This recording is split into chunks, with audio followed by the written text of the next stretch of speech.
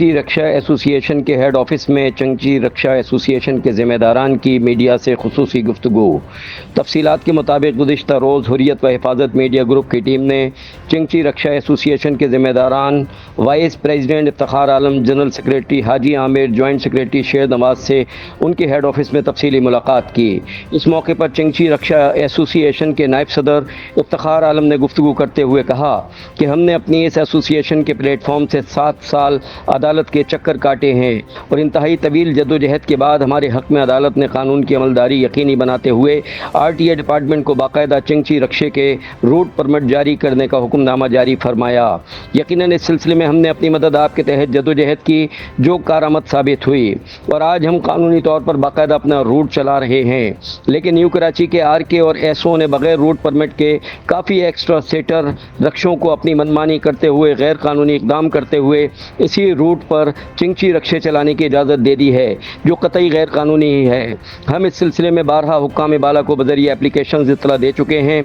आज मीडिया ज़राई की मदद से एक बार फिर हम हुक्काम बाला को मुखातिब कर रहे हैं और उनसे पुरज़ोर मुतालबा करते हैं कि फौरी तौर पर इस गैर कानूनी अमल के हवाले से RK न्यू कराची और SO न्यू कराची को मुअत्तल किया जाए और इन गैर कानूनी चंची के रूट्स को बंद करवाया जाए। अगर हुक्काम बाला ने इस सिलसिले में जल्दी कोई ठोस इक़दाम नहीं किया तो हम हर एक सतह पर एहतजाज का हक़ महफूज रखते हैं और हम अपना ये हक़ इस्तेमाल करते हुए अपना भरपूर एहतजाज रिकॉर्ड कराएंगे।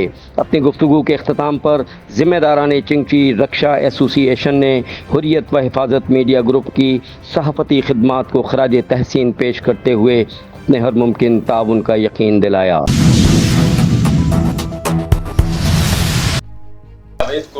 और आप देख रहे हैं हुर्रियत न्यूज़। इस वक्त हम लोग मौजूद हैं चंची रक्षे के एसोसिएट के ऑफिस में, जहां पे हमारे साथ मौजूद हैं इफ्तिखार साहब। आइए जानते हैं कि चंची रक्षे के हवाले से उनके क्या मौक़िफ़ हैं। अस्सलाम वालेकुम सर।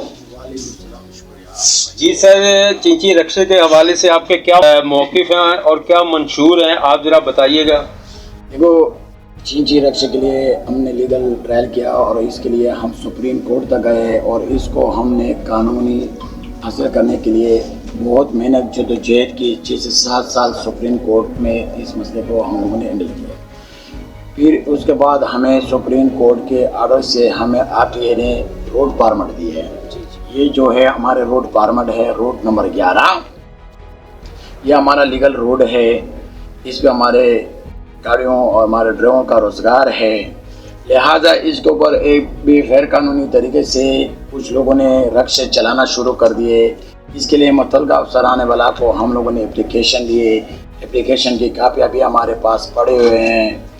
लिहाजा मुतल्लिक़ा ट्रैफिक सेक्शन न्यू कराची को मुतल्लिक़ा बार हम लोगों ने कंप्लेन भी की है और अफसरा बला के जो हम लोगों ने कंप्लेन की है वो भी दिखाए हैं।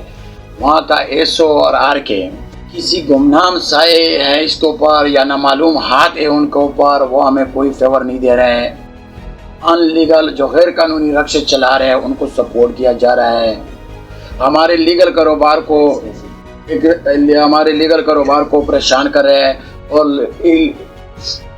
एक्स्ट्रा सीटर जो रक्षे हैं वो चला रहा है। उसमें RK ख़ास तौर पर RK न्यू कराची इनका हाथ है। वो अपने आप को RTA बना चुके हैं। न्यू कराची RTA बन चुकी है। गैर कानूनी तरीके से रोड परमिट लोगों को दे रहे हैं और कहते हैं कि मेरे हाथ बहुत लंबे हैं, मेरा कोई कुछ भी नहीं बिगाड़ सकता है। हमने सरकार बला को अफसरान को कंप्लेन भी की हैं और लीगल तरीके से हम हर प्लेटफॉर्म पे जाएंगे।